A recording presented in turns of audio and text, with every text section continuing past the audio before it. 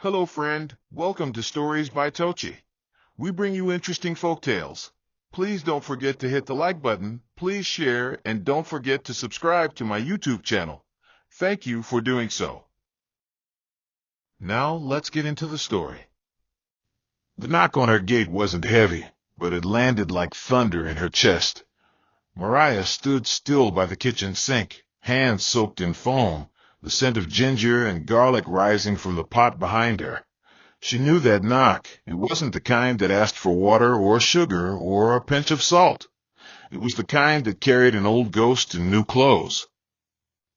She wiped her hands on her wrapper, peeked through the curtain, and froze. There he was, Dean, her ex-husband, standing tall as ever, but with that same crooked smirk he wore the day he told her, "You're just not woman enough for this journey." Her breath caught halfway. Everything inside her stirred like a pot coming to boil.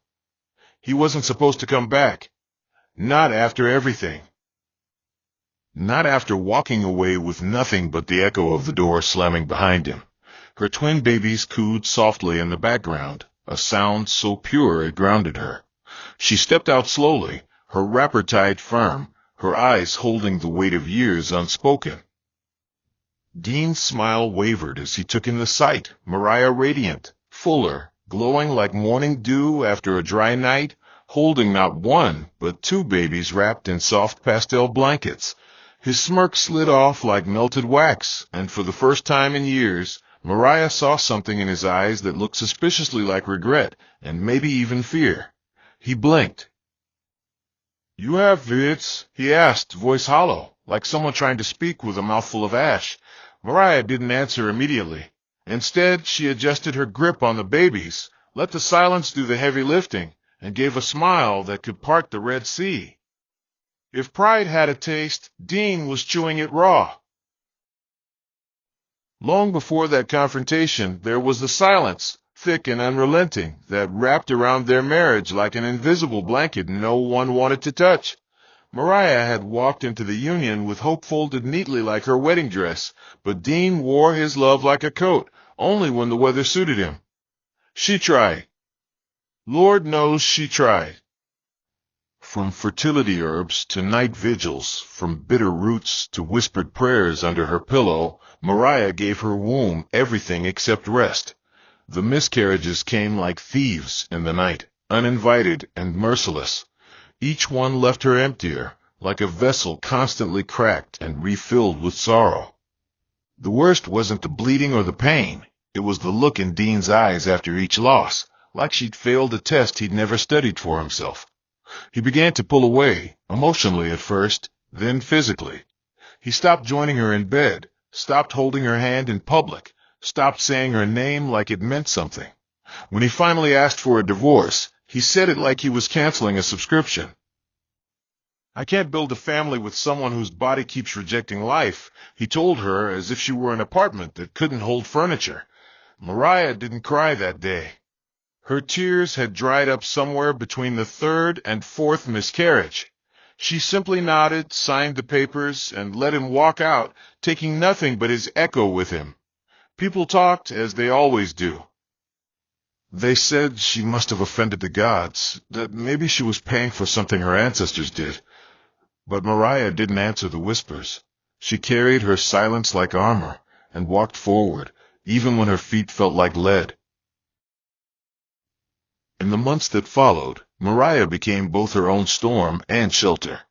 The walls of her home remembered how to echo laughter again, first soft, then hearty. She repainted the nursery not with sorrow, but with colors that sang of new beginnings. Her days were filled with small victories, a full night's sleep, a bowl of soup that reminded her of her mother's kitchen, a stranger's compliment at the market. Then one night, while she scrolled through old university photos, she stumbled on Amika's page. He had always been kind, the type of man who listened more than he spoke and made jokes that didn't bruise. She clicked like on a throwback photo of him in Miss Khaki. Within minutes, a message popped up. "Wow, Maria? Is this really you?" What started as a ripple soon became a tide. They talked. first about nothing, then about everything. Turns out he too had known pain. A marriage that ended with betrayal, trust that had been dragged through gravel. But he was healing. So was she. Their conversation stretched like warm blankets on cold nights. He didn't ask her about her womb. He asked about her dreams. The first time he visited, he brought a basket of fruits and eyes that looked at her without judgment. It felt like someone had turned the lights back on in her chest. For the first time in years, Mariah felt seen, not for what she'd lost, but for what still sparkled within her. The night Emeka proposed, it was raining. Not the violent kind, but the gentle drizzle that kisses rooftops and hums lullabies to lonely trees. They were seated on her front porch, sipping zobo, watching the rain make ripples in the puddles. He didn't kneel. He didn't use grand words. He simply looked her in the eye and said, "I want to love you gently. I want to give you the kind of life that doesn't make you flinch at every corner." Mariah didn't answer immediately. She just reached for his hand, held it to her cheek, and nodded. They got married quietly, with only laughter and a handful of friends as witnesses. 2 months in, she missed her period. Fear came knocking, but Emeka didn't let it in.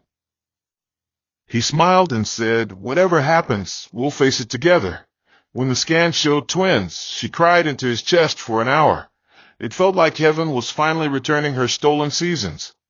Her womb, once written off like an expired check, was now carrying a double promise.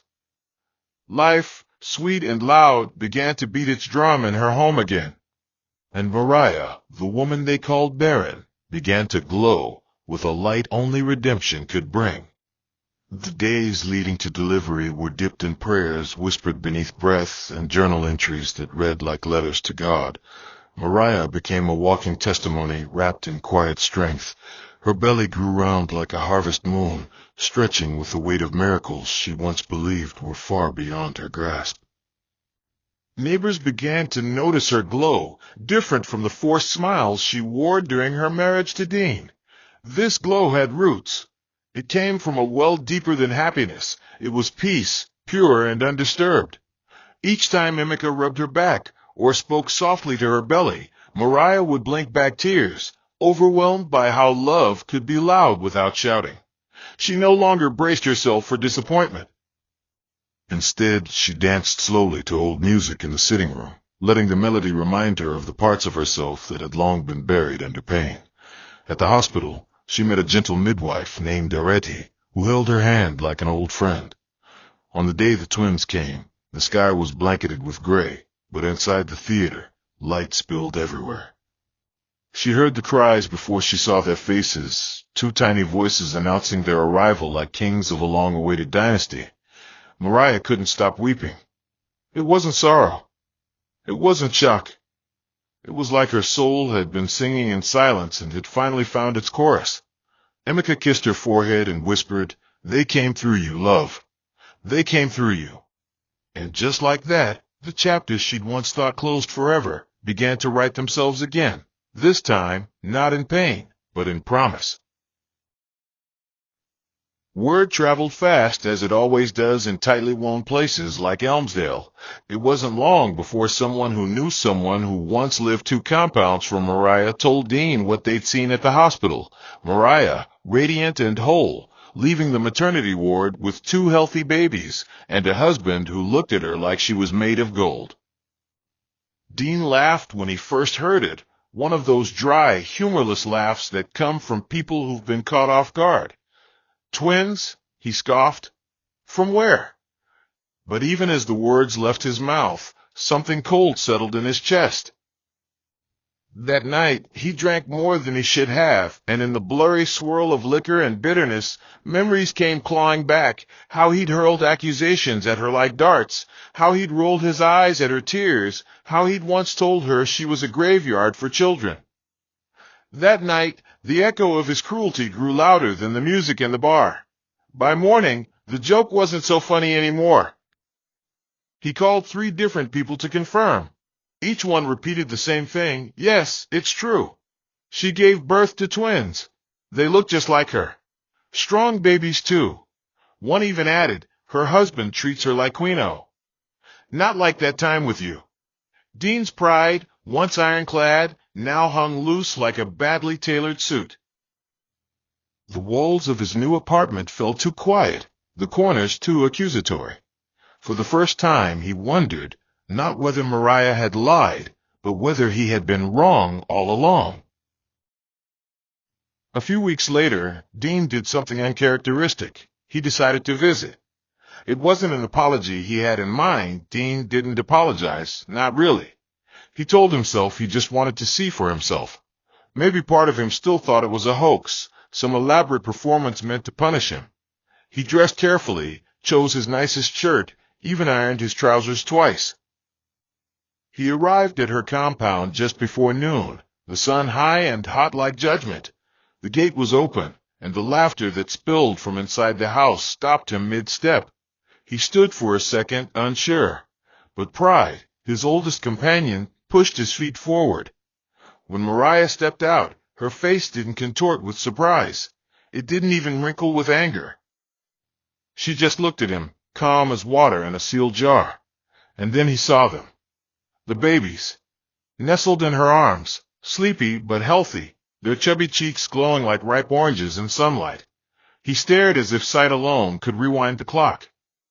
"You have kids?" he asked, each word heavier than the last. Mariah nodded. "Yes," she said softly. "Twins." Dean blinked.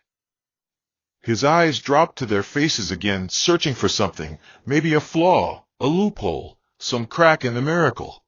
But the babies yawned peacefully, unaware of the storm standing before them.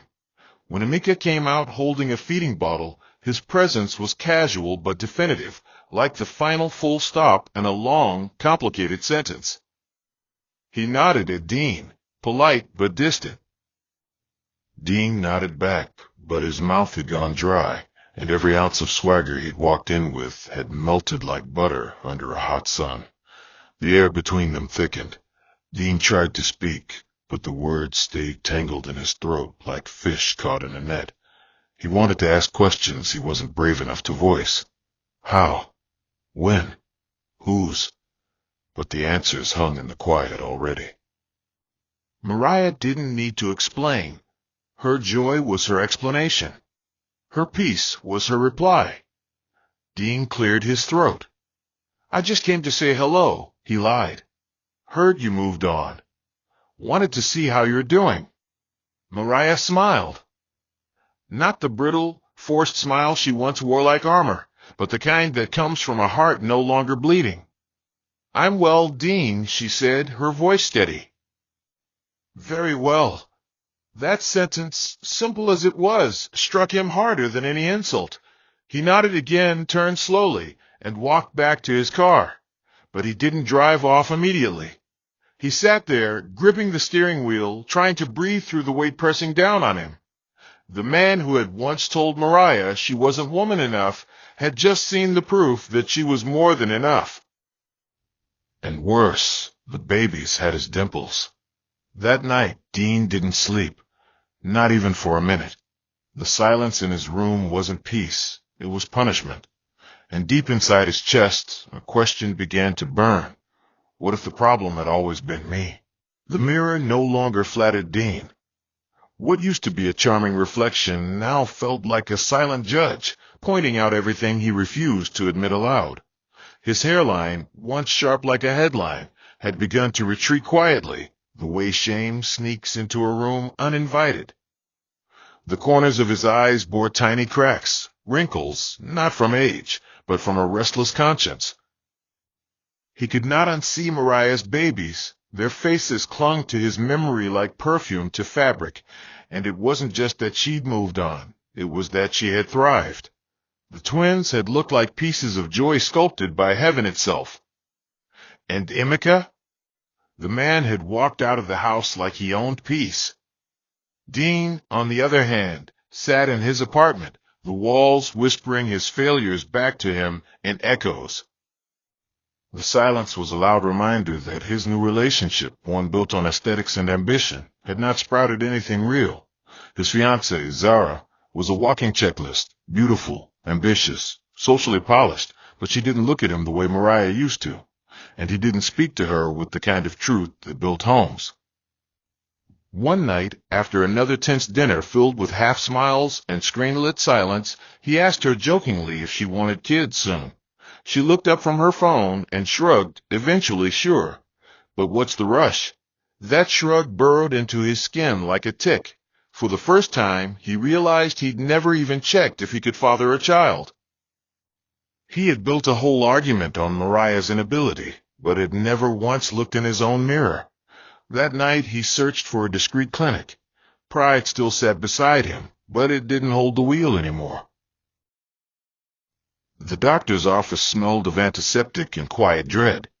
Dean sat across from a man who wore glasses too big for his face and a name tag that read, Dr. Olumide, Consultant, Fertility Unit. The doctor looked through Dean's test results with a kind of stillness that made Dean's chest tighten.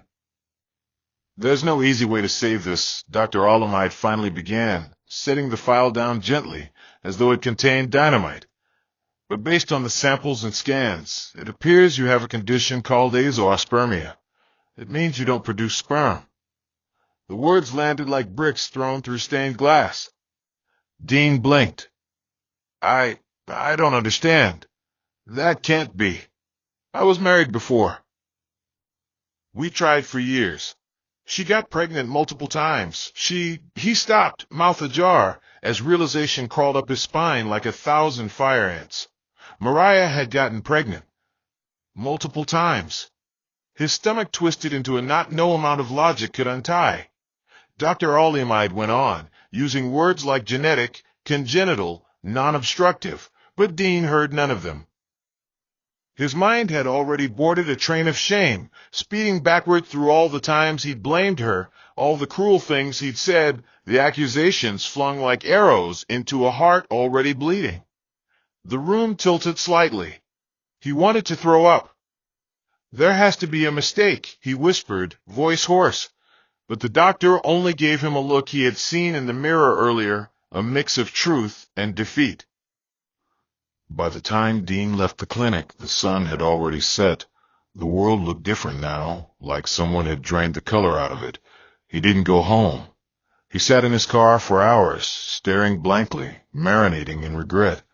The question was no longer whether Mariah had lied. It was whether he could live with what he now knew. Mariah, meanwhile, had no idea a storm was swirling somewhere in Dean's soul. Her life had settled into a rhythm so gentle, it felt like jazz playing on a Sunday morning. Emeka had turned out to be everything she didn't even know she needed, present, patient, playful. He woke up with the twins at night without being asked, danced with them to nursery rhymes in the living room, and made Mariah laugh with silly voices and banana peanut jokes. Her body, once called cursed, now lay in their bed peacefully, stretched with fulfillment, no longer housing resentment or fear. On one quiet evening, Emeka walked in from work, holding a small box. "It's not jewelry," he said with a wink, "but something shiny." She opened it slowly to reveal a tiny gold locket. Inside were miniature pictures of the twins.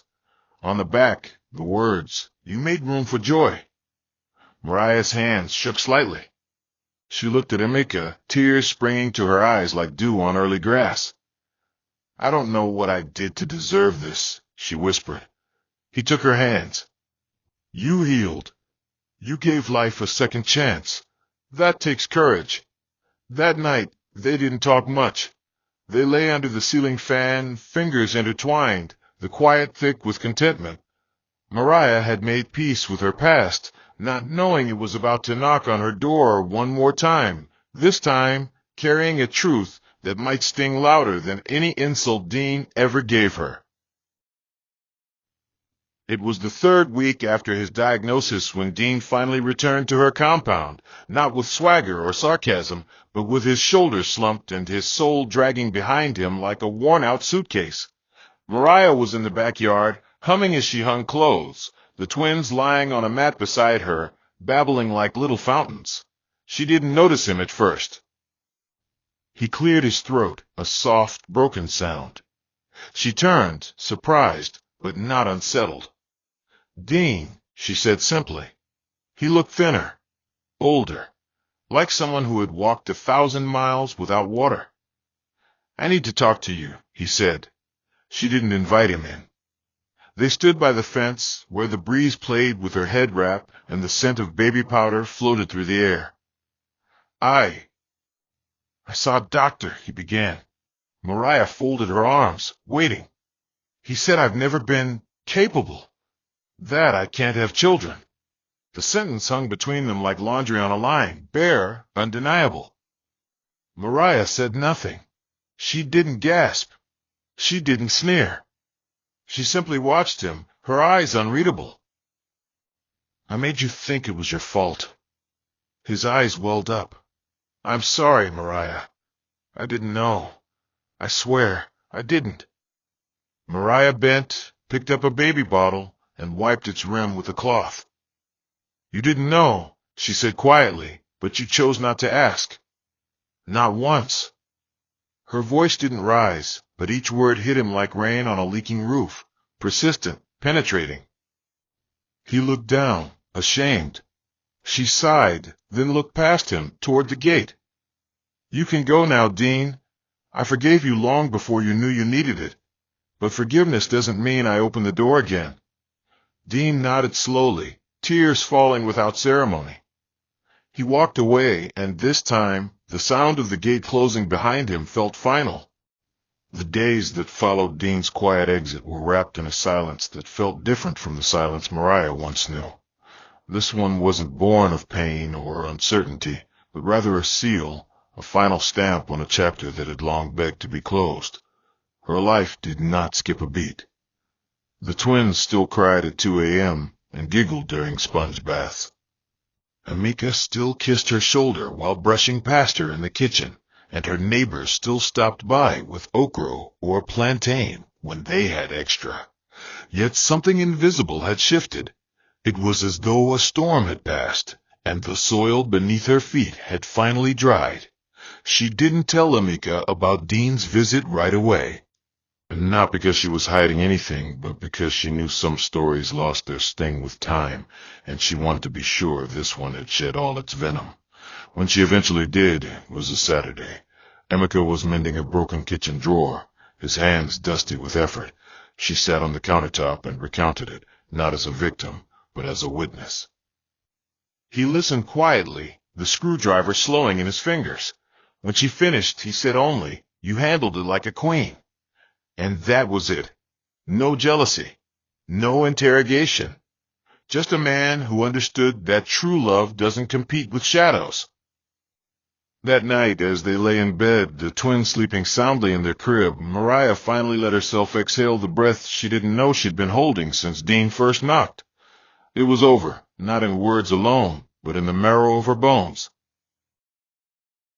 Somewhere in the same town, Dean wrestled with a truth that clung to his mind like oil to cloth. The diagnosis had rewired everything he thought he knew about himself. He had spent years walking like a man with answers, only to discover he hadn't even asked the right questions. He sat alone most nights now, the TV remote forgotten on the couch, Zara often away networking or glued to her phone. His apartment was filled with things but lacked presence. Even the wine he once drank to celebrate now tasted like regret. On one particularly cold night, he stood before his bathroom mirror, holding his toothbrush, and stared at himself. His reflection stared back like an unwanted guest. "You ruined the only good thing you ever had," he muttered. The words didn't need an echo. They hit him square in the chest and stayed there. He started visiting churches quietly, slipping in after the first hymn, sitting in the back row with his cap pulled low. He didn't pray aloud. He just sat and listened, hoping that somehow something from the pulpit would rearrange his brokenness. But no sermon could undo the past. One Sunday after service, he approached an old priest and confessed everything from the accusations to the diagnosis to the baby twins who bore his dimples. The priest listened without flinching, his eyes kind but heavy. "Some debts," he said slowly, "are paid not with money, but with humility." The sentence lodged itself in Dean's chest like a splinter. He nodded and left, unsure of how to pay for all the moments he had broken what he should have nurtured. Mariah's life, meanwhile, began to bloom in corners she hadn't noticed before. Motherhood did not just change her, it refined her. There was a rhythm to the chaos, a music in the mess. She found herself writing again, something she hadn't done since university, poems mostly, sometimes journal entries, and once in a while, quiet letters to her unborn children from years past. Not out of sorrow, but from a place of tribute. She wanted them to know they had existed, even if only briefly, and that their memories lived on in every smile she gave her twins. One day, she stumbled upon a community forum where women shared stories of loss, shame, and healing. She lurked at first, reading from the sidelines, until one night she posted anonymously. The replies flooded in like rain, gentle and eager, and for the first time, she realized her story wasn't just hers. It was a lantern in someone else's tunnel. Soon, she began volunteering. Emeka supported her every step, often saying, "Your scars are someone else's survival guide." Together, they started organizing small meetups, nothing grand, just circles of women in living rooms and gardens, sharing, crying, laughing, exhaling. It wasn't therapy in the textbook sense, but it was healing. Real, raw, unfiltered healing. Mariah became a name whispered with hope. The woman who once wept alone in hospital corridors now helped others find their footing again. Her past hadn't been erased, it had been repurposed. And through it all, she wore joy like a scarf, quiet, soft, but unmistakably present. Then came the letter. It arrived one Wednesday morning, tucked beneath her door, sealed in a cream envelope with shaky handwriting. She recognized it instantly. Dean. Her first instinct was to leave it unopened, to return it untouched. But curiosity, gentle and dangerous, whispered otherwise. She read it slowly, word by word, each line a stitch sewn with shame and sorrow. He apologized, not just for the blame, but for the years he spent treating her like a cracked mirror. He wrote about the diagnosis, about his nights alone, about how he saw now that she had always carried more strength than he ever deserved. He asked for nothing, not friendship, not forgiveness, not even pity, only understanding. A simple wish that she might one day look back on their time together with peace, if not fondness. Mariah folded the letter and set it beside her Bible. She didn't cry. She didn't smile either. What she felt was deeper than both, a sense of closing. A final period at the end of a sentence that had run too long. Later that evening, Emeka found her watching the twins sleep, her fingers stroking their hair like wind on water. "You all right?" he asked. She nodded. "Just realizing how far I've come." He didn't press further. Instead, he wrapped his arms around her from behind, his chin resting on her shoulder. The moment lingered, tender and true. Behind them, the letter remained untouched on the table. In front of them, the future glowed like dawn on water, soft, steady, and full of quiet wonder. The town of Elmsdale had its own rhythm, one that never forgot a good tale, especially one soaked in drama. Whispers carried faster than wind through curtain slits, and before long, the entire neighborhood knew the story. Mariah, once written off as barren, now had twins and a loving husband. Dean, the man who had walked away, had found himself in the same shoes he once mocked. But unlike most towns where gossip is brewed over pepper soup and swallowed with small chops, this one felt different. People didn't talk with laughter this time. There was a quiet reverence, like the town itself was apologizing through whispers. And in this peculiar season, Dean found himself a shadow, moving through familiar spaces with a weight that refused to shift. One afternoon, he stood outside Mariah's former church, staring at the building as if it held the missing parts of his past. Inside, voices were rising in praise, but he didn't enter. He couldn't. It felt dishonest. He turned around and walked back toward his car, but as fate would have it, he passed by a kiosk, where three older women sat peeling vegetables and exchanging idle talk. They didn't see him until he was close. One paused, her eyes narrowing in recognition. "Isn't that Mariah's ex-husband?" she muttered, not bothering to lower her voice. Another chimed in, "The one who ran his mouth but couldn't plant anything?" The words stung like acid, even though they hadn't been thrown directly. Dean walked faster, his chest burning. He had once bathed in pride, now he rinsed daily in shame. And no matter how much water he used, it never washed away the label clinging to his skin. Back at Mariah's home, peace had become the floor she walked on and the roof that covered her dreams. Emeka was now more than a husband. He was a co-pilot in every sense. They'd taken to journaling together on Sunday evenings, scribbling bits of gratitude into a shared notebook. It wasn't planned. It just began one night when Emeka had said, "If we don't write down joy, sorrow might rewrite the story."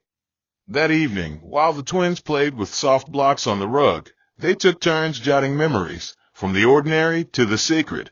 Mariah wrote about how one of the twins, Liam, had started humming before he slept, as if his spirit sang lullabies. Emeka wrote about how her laughter sounded like church bells, clear, certain, calling something holy into the room. This practice became a sanctuary, a place where their love was documented in ink and margin notes. One of the most poignant entries was from Emeka, who wrote, "The world was wrong about you, but heaven never was." Mariah had read that entry over and over until she memorized the curve of his G. Meanwhile, the twins continued to blossom. At 10 months old, they crawled faster than logic allowed, chewed everything in sight, and clung to their parents like magnets. Mariah never once called them her second chance. She called them her beginning. She no longer carried the old labels. Even in her dreams, Dean was just a name, no longer a wound. Her healing wasn't loud or public, but it was permanent. Like the steady growth of roots under a tree, unseen but undeniable.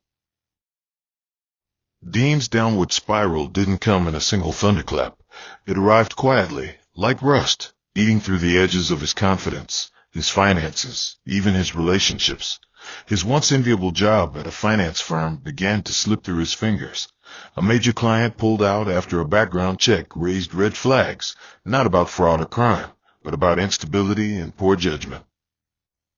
It wasn't public knowledge, but in private whispers, it was said the client's wife had once known Mariah and had told her husband, "I wouldn't trust a man who deserts a woman only to be proven wrong." Whether it was fair or not didn't matter. The impact was real. His boss called him in and gently nudged him toward resignation.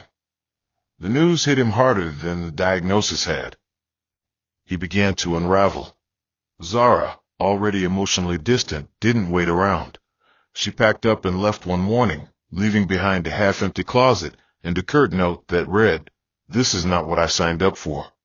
Alone and unemployed, Dean moved into a smaller apartment on the outskirts of town. Gone were the days of flashing car keys and grinning through parties. He became a shell of the man he once was, walking the streets of Elmsdale unnoticed, like a faded poster on a wall no one reads anymore. The mirror in his bathroom cracked slightly one night after a small fall, and he didn't bother to replace it. It reflected the truth well enough. What haunted him most wasn't the fall. It was the fact that he had jumped off the bridge of his own blessings and now stood watching the river carry them far beyond reach. It was Emeka who eventually ran into Dean by accident, though the meeting felt divinely orchestrated. It happened in front of a grocery store, where Emeka had gone to pick up formula. Dean, looking gaunt in a faded shirt, came out holding a pack of noodles and a sachet of pure water. Their eyes met, and time hesitated. For a moment, neither man spoke. Emeka gave a polite nod, the kind one gives a stranger. Dean, caught off guard by the grace in that simple gesture, blinked rapidly. "Your boys, they're strong," he muttered. Emeka gave a small smile. "They're their mother's children." Dean looked down, ashamed, the weight of that sentence sitting heavy on his shoulders. "You're a good man," he finally said, voice almost cracking. You gave her everything I didn't know how to. Emeka shook his head. No, she gave herself everything first. I just joined her journey. The two men stood in silence, two chapters from the same book, written in different fonts. Before walking away, Emeka said, "Pain rewrites people, Dean, but it doesn't have to erase them." Dean stood there long after Emeka left, holding the plastic bag with trembling hands. He had never imagined that the man who had replaced him would also be the one to speak to him with dignity. As he walked home, slowly and silently, he realized that humiliation wasn't the end of his story, but maybe, just maybe, it was the beginning of his becoming. The first birthday of the twins arrived like a festival whispered into the fabric of Mariah's quiet life. Not loud, not extravagant, but warm and unforgettable, like a memory made of sunlight. She didn't send out dozens of invites or rent out the community hall. No, that wasn't her style.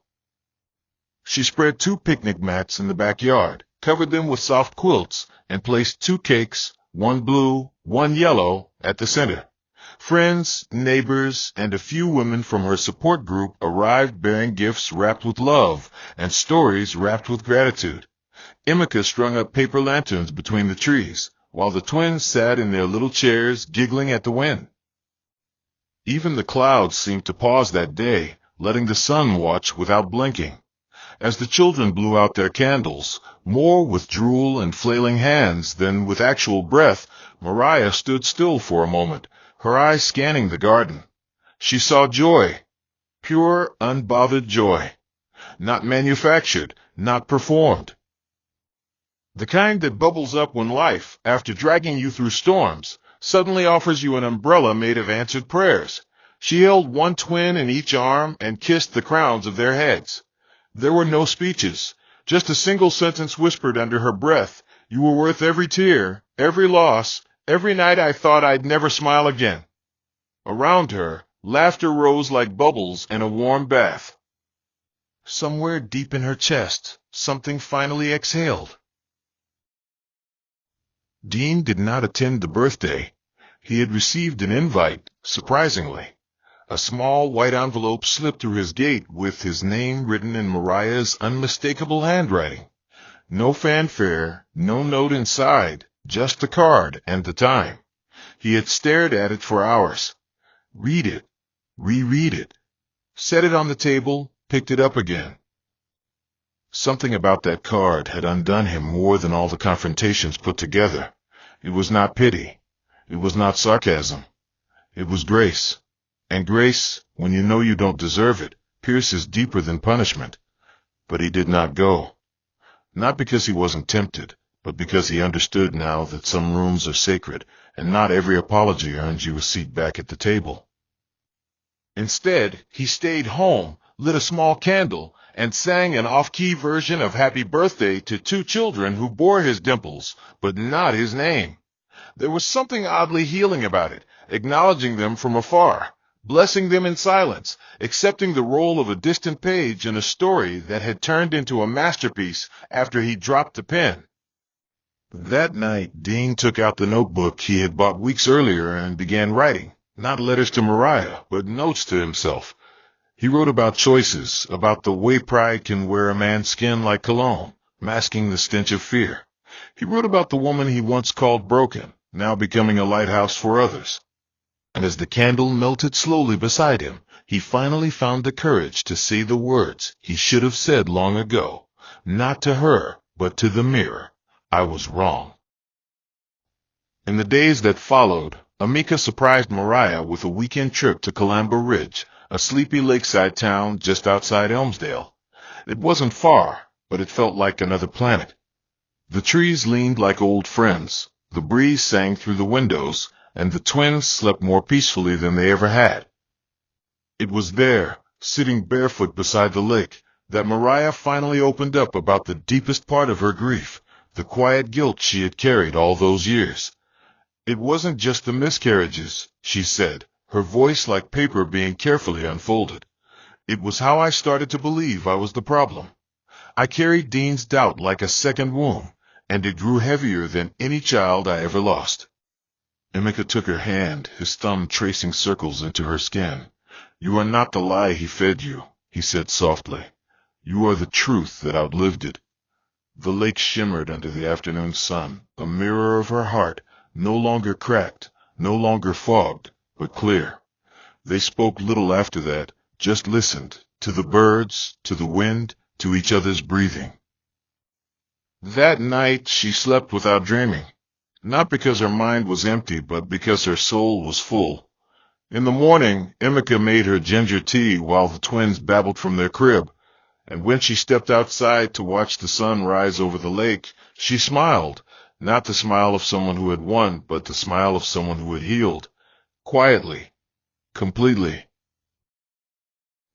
By the time Mariah returned to Elmsdale, her story had taken on a life of its own, not because she shared it everywhere, but because people felt it. Her presence reminded others that broken things can be rebuilt, not back to what they were, but into something new, stronger, wiser. Emeka printed out one of her old poems and framed it. It hung above the mantel, a simple piece titled Soil and Flame. It read, "They said I was too scorched to bloom, too bruised to carry life. But here I stand, soil in my veins, fire in my chest, and two little suns orbiting my arms." Friends who had known her before often stopped by, lingering longer than necessary, drawn by the atmosphere of calm her home now exuded. It wasn't luxury, it was peace. And peace, when earned, becomes a kind of royalty. She never again crossed paths with Dean in person. But once, while buying diapers at a small pharmacy, she saw him through the glass, standing across the street. He saw her too. Their eyes met briefly. No words, no waves. Just a shared glance, a quiet nod. And then she turned back to the twins, who were trying to chew the receipt. That evening, while tucking them into bed, she whispered a little prayer, not one of protection or provision, but of thanks. "Thank you for letting me live long enough to see myself become the woman I prayed I'd one day be." And outside her window, the stars listened, twinkling gently, as if to say, Amen. Sometimes, what breaks us isn't the pain itself, but the lies we begin to believe because of it. Never let someone else's inability to see your worth become the mirror you live by. Healing doesn't always come wrapped in noise. Sometimes it comes quietly, through peace, through truth, through becoming. If someone walks away because they can't see your value, let them go. The right eyes will not only see you, they will honor the beauty of your scars and the story behind them. May your tears never be in vain. May every shame you've endured be replaced with double honor. May the hands that once trembled with fear now carry the weight of joy with strength. I pray your story is rewritten with grace, your silence filled with songs, and your waiting crowned with wonder. May you walk into rooms that once rejected you and leave footprints soaked in glory. May the people who once mocked your journey live to witness your becoming. You will not be forgotten, overlooked, or replaced. God will plant you where the sun shines and rain falls in your favor. In Jesus' name, amen. Hope you enjoyed this interesting story. Please don't forget to like, share, and subscribe to my channel. See you again in my next story.